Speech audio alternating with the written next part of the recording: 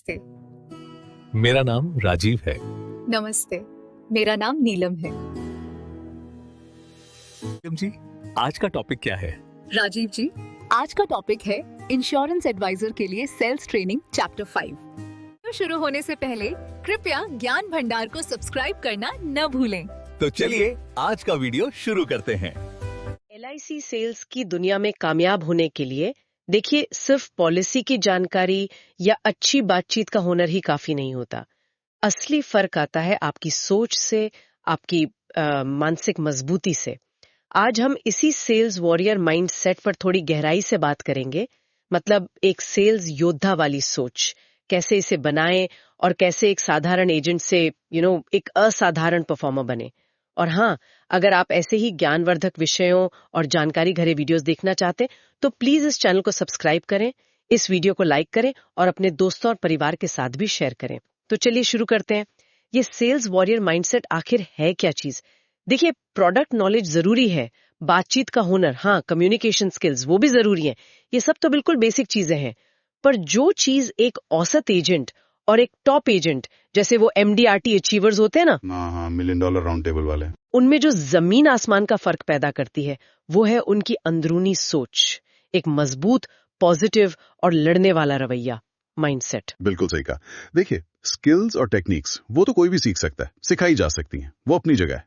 लेकिन असली चैंपियन इस मैदान में वो मानसिकता से बनते हैं। ये वो अंदरूनी इंजन है जो उन्हें मुश्किल हालात में भी, जैसे कोई रिजेक्शन मिला या टारगेट बहुत दूर लग रहा है, तब भी उन्हें आगे बढ़ने की ताकत देता है।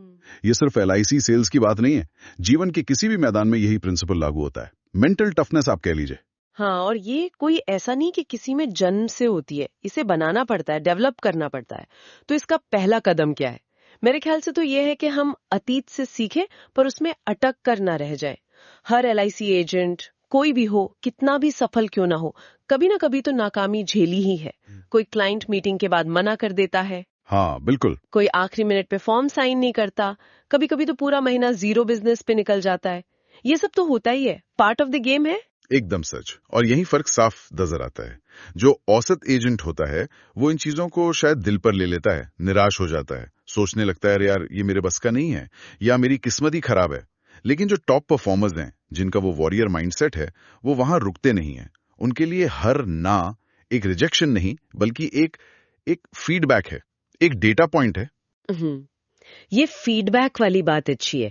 मतलब वो ये नहीं सोचते कि काश मैंने ऐसा किया होता, या पुरानी गलतियों पर बस पछताते नहीं रहते। नहीं, बिल्कुल नहीं। बल्कि वो पूछते हैं, ठीक है ये डील नहीं हुई, क्यों नहीं हुई, क्या कमी रह गई, क्या मैंने जरूरतें ठीक से नहीं समझी, प्रेजेंटेशन में कुछ गड़बड़ थी, या फॉलो अप में देर कर दी। वो एनालिसिस करते हैं। एग्जैक्टली, वो विश्लेषण करते हैं। जैसे मान लीजिए पिछले महीने जीवन उत्सव पॉलिसी नहीं बेच पाए, तो वो सोचेंगे, क्या क्लाइंट के सवालों का जवाब मैं ठीक से नहीं दे पाया, क्या मैंने उनके ऑब्जेक्शंस को ठीक से हैंडल किया, क्या मैंने पॉलिसी के जो लॉन्ग टर्म फायदे हैं उनको सही ढंग से समझाया, कहां कमी रह गई थी।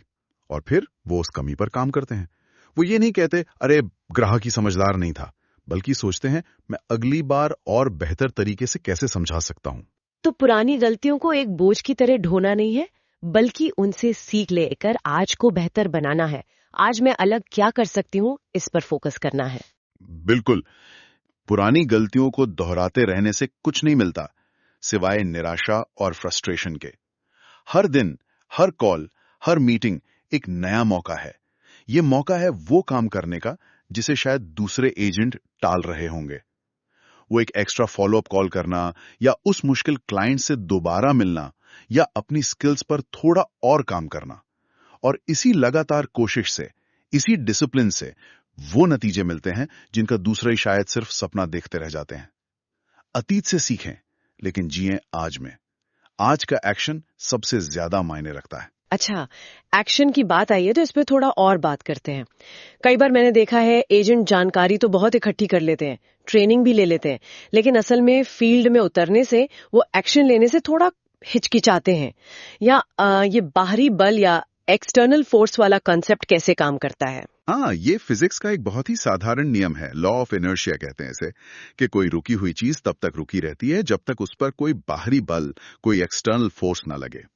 सेल्स में भी कुछ ऐसा ही है। एक एजेंट जो सक्रिय नहीं है, शायद थोड़ा निराश है या प्रोस्पेक्टिंग करने से कतरा रहा है या कॉल करने में डर लग रहा है, वो उसी अटकी हुई अवस्था में ही रहेगा जब तक कि वो खुद ही अपने लिए वो बाहरी बल ना बने, मतलब कोई बाहर से आके धक्का नहीं मारेगा। बहुत कम होता है ऐसा। असली बदलाव तो तब आता है जब एजेंट अंदर से ये फैसला करता है कि नहीं, मुझे हिलना है, मुझे एक्शन लेना है। ये एक कॉन्शियस डिसीजन है, एक चुनाव है। जैसे आज फैसला किया कि मैं आज कम से कम 10 नए प्रोस्पेक्ट्स को कॉल करूंगा ही करूंगा, या आज ब्रांच की ट्रेनिंग में जरूर जाऊंगा, या उस क्लाइंट से मिलूंगा जिससे मिलने में मैं हिचक रहा था। तो ये सिर्फ सोचने की बात नहीं है, ये एक पक्का फैसला लेने की बात है। बिल्कुल, ये फैसला ही वो पहली चिंगारी है जो गाड़ी को स्टार्ट करती है। एक बार जब आप पहला कदम उठाते हैं ना, पहला कॉल करते हैं, पहली मीटिंग करते हैं, तो एक मोमेंटम बनता है। फिर एक एक्शन दूसरे एक्शन को खींचता है। सफलता कोई संयोग नहीं है, वो चुने हुए एक्शंस का नतीजा होती है। जिस पल कोई एजेंट फैसला करता है और पहला कदम उठाता है, वो आगे बढ़ने की एनर्जी को आप कह ले एक्टिवेट कर देता है। आलस या डर पर एक्शन हावी हो जाता है। ये बहुत अहम बात है, फैसला लेना और पहला कदम उठाना। अच्छा, अब आगे बढ़ते हैं फोकस पर, कि ध्यान किस चीज पर देना है। देखिए, LIC सेल्स में चुनौतियां तो हमेशा ही रहेंगी। कभी मेडिकल रिपोर्ट में देर हो जाती है, कभी लगता है कि अंडरराइटिंग डिपार्टमेंट से कोई ऑब्जेक्शन आ गया, कभी क्लाइंट बहुत मुश्किल सवाल पूछ लेता है, कभी लगता है कि मार्केट में म्यूचुअल फंड्स या दूसरी स्कीम से बहुत कंपटीशन है। ये सब तो जमीनी हकीकत है। हाँ, ये चुनौतियां तो इस प्रोफेशन का हिस्सा हैं, इनसे कोई बच नहीं सकता। लेकिन फर्क किस बात से पड़ता है कि एजेंट का फोकस कहाँ है? क्या वो इन समस्याओं का रोना रो रहा है या फिर वो समाधान ढूंढ रहा है? बिल्कुल, मैंने देखा है एजेंट दो तरह के होते हैं। एक वो जो हमेशा कहेगा, अरे मेडिकल ही नहीं हो रहा, क्या करूं, क्लाइंट तो सुनता ही नहीं, समझता ही नहीं, मार्केट बहुत खराब है जी, आजकल कोई इंश्योरेंस लेता ही नहीं। इनकी भाषा हमेशा प्रॉब्लम पर अटकी लेती है। और दूसरा वो एजेंट होता है जिसका माइंडसेट सॉल्यूशन ओरिएंटेड होता है। वो सोचेगा, अच्छा मेडिकल में देरी हो रही है, चलो डॉक्टर की क्लिनिक से जरा फॉलो अप करता हूं, या क्लाइंट को किसी दूसरे सेंटर का ऑप्शन देता हूं। क्लाइंट नहीं समझ रहा, शायद मुझे समझाने का तरीका बदलना पड़ेगा। क्या मैं कोई और उदाहरण दे सकता हूं? क्या विजुअल एड्स का इस्तेमाल करूं? कंपटीशन है तो LIC के यूनिक फायदे क्या हैं जिन्हें मैं हाईलाइट कर सकता हूं? गारंटी, सुरक्षा, टैक्स बेनिफिट्स, इन पर कैसे जोर दूं? तो मतलब सफल एजेंट हमेशा समाधान पर फोकस करते हैं, रुकावटों को देखकर रुक नहीं जाते। वो प्रॉब्लम सॉल्वर्स होते हैं। एकदम। और उन्हें यह भी पता होता है कि ग्राहक सिर्फ एक पॉलिसी डॉक्यूमेंट नहीं खरीद रहा है, वो खरीद रहा है मन की शांति, अपने परिवार के भविष्य के लिए गारंटी, एक सुरक्षा कवच। ये एक इमोशनल खरीदारी भी है, सिर्फ नंबरों का खेल नहीं है ये। इसलिए जब कोई ग्राहक कहता है, अरे मुझे कहीं और बेहतर रिटर्न मिल सकता है, तो एक वॉरियर माइंडसेट वाला एजेंट रिटर्न के आंकड़ों की बहस में नहीं उलझता। अच्छा, वो क्या करता है फिर? वो बातचीत का फोकस बदल देता है। वो गारंटी पर बात करता है, जीवन भर की टैक्स फ्री आमदनी की संभावना पर बात करता है, जैसे जीवन अक्षय या जीवन शांति जैसे प्लान्स में होता है। वो परिवार की सुरक्षा पर बात करता है, उस मानसिक शांति पर जो ये जानने से मिलती है कि अगर मैं नहीं भी रहा तो भी मेरा परिवार सुरक्षित रहेगा। ये LIC की असली ताकत है, इसका USP है, जिससे कोई म्यूचुअल फंड या स्टॉक मार्केट इन्वेस्टमेंट मैच नहीं कर सकता। फोकस हमेशा वैल्यू पर होना चाहिए, सिर्फ प्राइस या रिटर्न पर नहीं। हाँ, ये समझना बहुत जरूरी है कि हम असल में बेच क्या रहे हैं। हम सिर्फ पॉलिसी नहीं बल्कि सुरक्षा और शांति बेच रहे हैं। अच्छा, बात करते हैं एजेंट की अपनी एनर्जी की, उसकी ऊर्जा की। इसका कितना असर पड़ता है क्लाइंट पर? एजेंट में आत्मविश्वास की कमी है, वो थका हुआ है, निराश है, या मीटिंग को लेकर मन में डाउट है, तो उस क्लाइंट इसे तुरंत महसूस कर लेता है। आपकी बॉडी लैंग्वेज, आपकी आवाज का टोन, आपकी आंखों की चमक या उसकी कमी, ये सब आपके शब्दों से ज्यादा तेजी से कम्युनिकेट करते हैं। मतलब अगर मैं अंदर से नर्वस हूं या मुझे खुद ही प्रोडक्ट पे पूरा भरोसा नहीं है, तो चाहे मैं कितनी भी अच्छी अच्छी बातें क्यों ना कर लूं, क्लाइंट को वो फील हो जाएगा। बिल्कुल, इसे सब कम्युनिकेशन कहते हैं।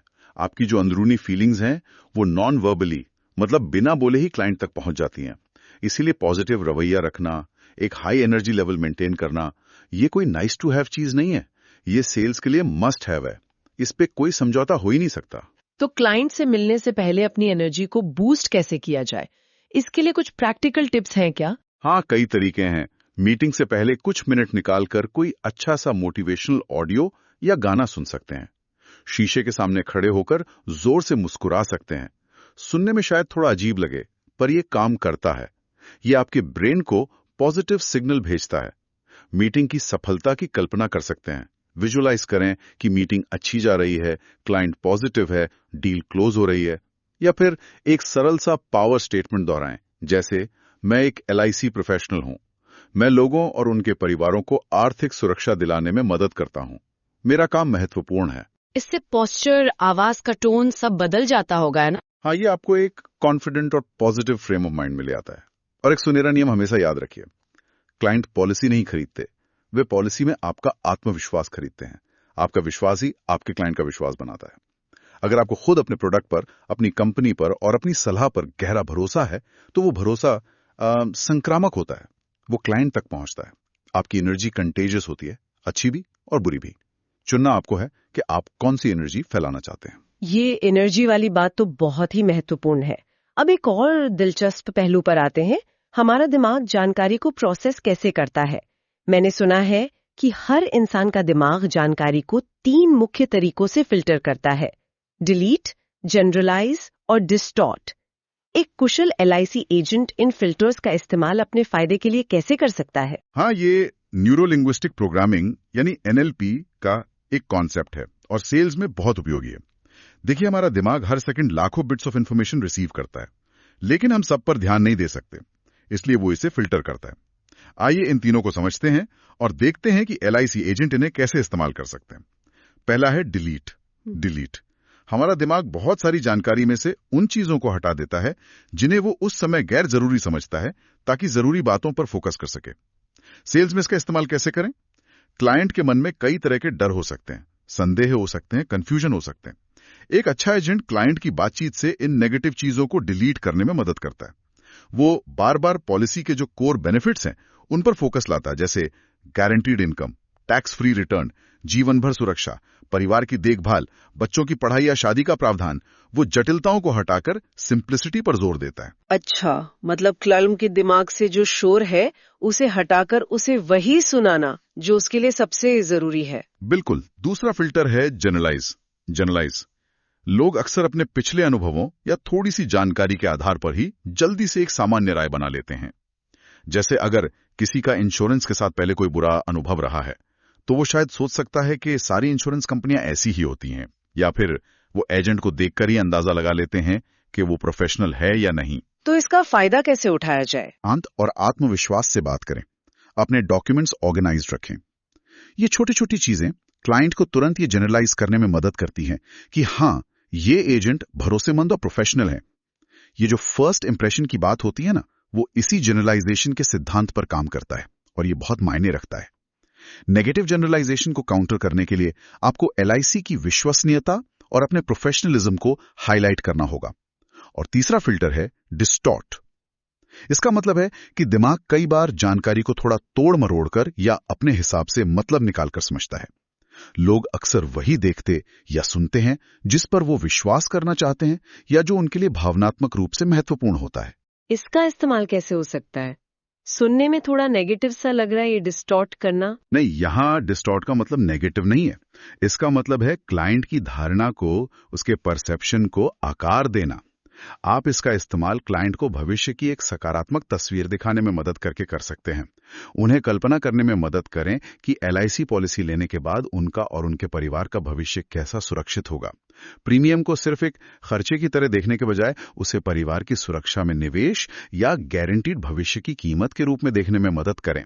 आप कहानियों का, उदाहरणों का उपयोग करके उन्हें यह महसूस करा सकते हैं कि इस पॉलिसी से उनके जीवन के लक्ष्य कैसे पूरे होंगे या उनके न रहने पर भी उनके परिवार का जीवन कैसे सुरक्षित और सम्मानजनक रहेगा। अच्छा, मतलब उनके नजरिए को एक पॉजिटिव दिशा में मोड़ने में मदद करना। बिल्कुल। तो देखा जाए तो हर सेल्स प्रेजेंटेशन एक तरह का मनोवैज्ञानिक संवाद भी है। आप क्लाइंट के दिमाग में जितनी सकारात्मक छवियां, जितनी पॉजिटिव फीलिंग्स बनाएंगे, उनके डर को कम करेंगे, भरोसे को बढ़ाएंगे और भविष्य को लेकर उनकी धारणा को सकारात्मक बनाएंगे, उतना ही डील क्लोज करना आसान होगा। ये सिर्फ फैक्ट्स और आंकड़े बताने का खेल नहीं है, ये इमोशंस और मनोविज्ञान को समझने और सही तरीके से इस्तेमाल करने का भी खेल है। ये DGD वाला कॉन्सेप्ट तो वाकई सोचने पर मजबूर करता है। बहुत बढ़िया तरीके से समझाया आपने। और आखिर में एक बहुत ही जरूरी चीज पर आते हैं, कॉन्फिडेंस या आत्मविश्वास। कहते हैं कॉन्फिडेंस बहुत जरूरी है, लेकिन ये आता कहाँ से है? क्या ये सिर्फ दिखावा करने से आता है? नहीं, बिल्कुल नहीं। असली कॉन्फिडेंस दिखावे से नहीं आता, वो अंदर से आता है। अपनी काबिलियत और अपनी तैयारी को जानने से आता है। सिर्फ जोर जोर से बोलना या बड़ी बड़ी बातें करना कॉन्फिडेंस नहीं है, वो खोखला होता है और क्लाइंट उसे तुरंत पकड़ लेता है। तय किया है, जैसे MDRT क्वालिफाई करना या 1 साल में 1 करोड़ का फर्स्ट ईयर कमीशन कमाना। इसके लिए जरूरी कॉन्फिडेंस कैसे आएगा? इसके लिए एक बहुत प्रैक्टिकल तरीका है जिसे मैं कॉन्फिडेंस चेक कहता हूं, और फिर उस पर काम करना। ये एक तरह का सेल्फ असेसमेंट है। ये कैसे करते हैं? क्या स्टेप्स है इसके? बहुत आसान है, लेकिन पूरी ईमानदारी से करना होगा। पहला, सबसे पहले अपना लक्ष्य बिल्कुल साफ साफ तय करें। जैसे इस तिमाही में मुझे 30 नई पॉलिसी करनी है या मुझे X लाख का प्रीमियम लाना है। लक्ष्य स्पेसिफिक होना चाहिए, मेजरेबल होना चाहिए। दूसरा, फिर उस लक्ष्य को पाने के लिए कौन कौन सी जरूरी स्किल्स चाहिए, उनकी एक लिस्ट बनाएं। इसमें क्या क्या आ सकता है? प्रोस्पेक्टिंग, नए ग्राहक ढूंढना, अपॉइंटमेंट लेना, नीड एनालिसिस करना, प्रोडक्ट की पूरी और सही जानकारी होना, प्रेजेंटेशन स्किल्स, ऑब्जेक्शन हैंडलिंग, ग्राहकों की आपत्तियों का जवाब देना, फॉलोअप करना और क्लोजिंग टेक्निक्स। तीसरा और सबसे जरूरी कदम, ईमानदारी से खुद को इन सभी स्किल्स पर 1 से 10 के पैमाने पर रेट करें। 1 मतलब बहुत कमजोर और 10 मतलब बहुत मजबूत। अच्छा, तो पहले अपनी ताकत और कमजोरी को पहचानना है, खुद का आईना देखना एक तरह से। बिल्कुल, ये सेल्फ अवेयरनेस पहला कदम है। अब जहां भी आपने खुद को कम रेट किया है, मान लीजिए 5 या 6 से कम, तो उन एरियाज में सुधार करने की जरूरत है। अगर प्रोस्पेक्टिंग में दिक्कत है तो उसके नए तरीके सीखें, ट्रेनिंग लें, अपने सीनियर्स से मदद लें। अगर किसी खास ऑब्जेक्शन, जैसे मेरे पास पहले से पॉलिसी है या प्रीमियम ज्यादा है, इसको हैंडल करने में डर लगता है, तो उसके जवाब तैयार करें, रोल प्ले करके प्रैक्टिस करें। अगर प्रोडक्ट नॉलेज कमजोर है तो प्रोडक्ट की ट्रेनिंग दोबारा लें, ब्रोशर ध्यान से पढ़ें, उसके फीचर्स और बेनिफिट्स को अच्छी तरह समझें। तो कॉन्फिडेंस सिर्फ सोचने या चाहने से नहीं आता, बल्कि तैयारी और स्किल डेवलपमेंट से बनता है। एग्जैक्टली, आत्मविश्वास तैयारी का बाय प्रोडक्ट है। ये एक सीधा सा तथ्य है। जब आप अपने प्रोडक्ट को अच्छी तरह जानते हैं, जब आप उसमें और अपनी कंपनी में पूरा विश्वास करते हैं, जब आप क्लाइंट की जरूरतों को समझते हैं और जब आप मीटिंग के लिए पूरी तैयारी करके जाते हैं, तो आपका कॉन्फिडेंस अपने आप झलकता है। आपकी बॉडी लैंग्वेज बदल जाती है, आपकी आवाज में दम होता है, आप सवालों का जवाब आत्मविश्वास से देते हैं। वो कॉन्फिडेंस नकली नहीं लगता, वो असली होता है, क्योंकि वो आपकी कॉम्पिटेंस यानी आपकी काबिलियत पर आधारित होता है। तो कुल मिलाकर आज की पूरी बात का सार यही निकलता है कि एक सफल LIC एजेंट बनना सिर्फ किस्मत, अच्छे कॉन्टैक्ट्स या अच्छे बैकग्राउंड का खेल नहीं है। ये काफी हद तक माइंडसेट का यानी मानसिकता का खेल है। और अच्छी बात यह है कि ये माइंडसेट सीखा जा सकता है, इसे डेवलप किया जा सकता है। बिल्कुल, ये कोई रॉकेट साइंस नहीं है, लेकिन हाँ, इसके लिए लगातार कोशिश और अनुशासन चाहिए। जब एक एजेंट ये सीख लेता है कि कैसे पुरानी नाकामियों और पछतावे को छोड़कर आगे बढ़ना है, कैसे आलस या डर को हराकर खुद को एक्शन में धकेलना है, मतलब प्रोएक्टिव बनना है, कैसे समस्याओं पर रोने की बजाय समाधान पर ध्यान केंद्रित करना है, कैसे दबाव और मुश्किल समय में भी पॉजिटिव और ऊर्जावान रहना है, और कैसे सिर्फ चाहने से नहीं बल्कि तैयारी और स्किल बिल्डिंग के जरिए वास्तविक आत्मविश्वास बनाना है, तब वो एक साधारण एजेंट से एक सेल्स वॉरियर में बदल जाता है। एक ऐसा योद्धा जिसे रोका नहीं जा सकता, जो मुश्किलों से घबराता नहीं बल्कि उनसे सीखकर और मजबूत होता है, और जो हमेशा आगे बढ़ता रहता है। याद रखें, MDRT अचीवर्स या इंडस्ट्री के जो टॉप परफॉर्मर्स हैं, वो आसमान से नहीं टपकते। वो लगातार ट्रेनिंग, रोज के अनुशासन और अपनी मानसिक मजबूती को तराश कर बनते हैं। आज के इस पूरी चर्चा का सार शायद एक लाइन में कहा जा सकता है, मानसिकता सिर्फ सफलता का एक हिस्सा नहीं है, ये खुद सफलता है। आपकी सोच ही आपकी हकीकत को आकार देती है। अच्छा, सुनने वालों के लिए एक सवाल छोड़ जाते हैं। आपके विचार में सेल्स में या जीवन के किसी भी क्षेत्र में सफलता के लिए मानसिकता का कौन सा पहलू आपको सबसे महत्वपूर्ण लगता है? क्या वो सकारात्मक सोच है, या एक्शन लेने की क्षमता, या असफलताओं से सीखना है, या कुछ और? नीचे कमेंट सेक्शन में हमें जरूर बताएं। और जैसा कि आपने पूरा वीडियो देखा है, आप यहाँ तक आ ही गए हैं, तो जाने से पहले प्लीज चैनल को सब्सक्राइब जरूर करें, ताकि आपको ऐसे उपयोगी और जानकारीपूर्ण वीडियो की सूचना मिलती रहे। धन्यवाद।